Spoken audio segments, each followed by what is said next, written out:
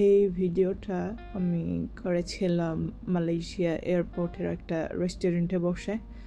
রেস্টুরেন্টের নাম ছিল ফ্লাইট ক্লাব।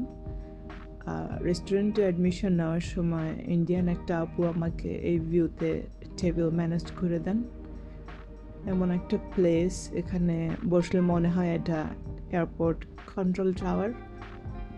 মালয়েশিয়াতে অবস্থিত অস্ট্রেলিয়ান একটা ফিনটেক কোম্পানি আমাদের কাছে ফান্ড চেয়েছিল, তো ওদের অডিট করার জন্য 3 দিনের একটা ট্যুর ছিল আমার কুয়ালালামপুরে।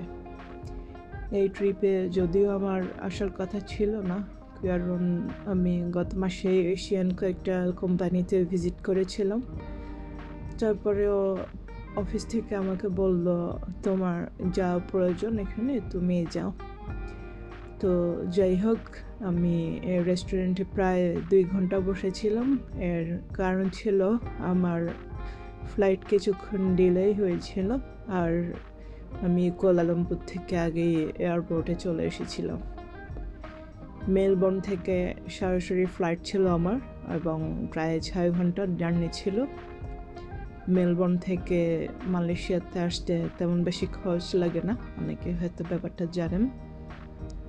যদিও যেই ফিনটেক কোম্পানির অডিট করতে এসেছিলাম ওরাই টিকিট করে দিয়েছিল।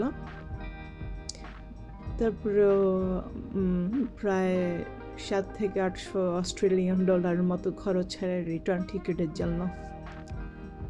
তো যাই হোক, আমি এখানে বসে ভিউটা দেখে ভালো লেগেছিল, তাই ভিডিও করেছিলাম আর আপলোড করেছি। এই জন্যই যদি পুরো ভিডিওটি কেউ দেখে থাকেন, থ্যাংক ইউ, ভালো থাকবেন।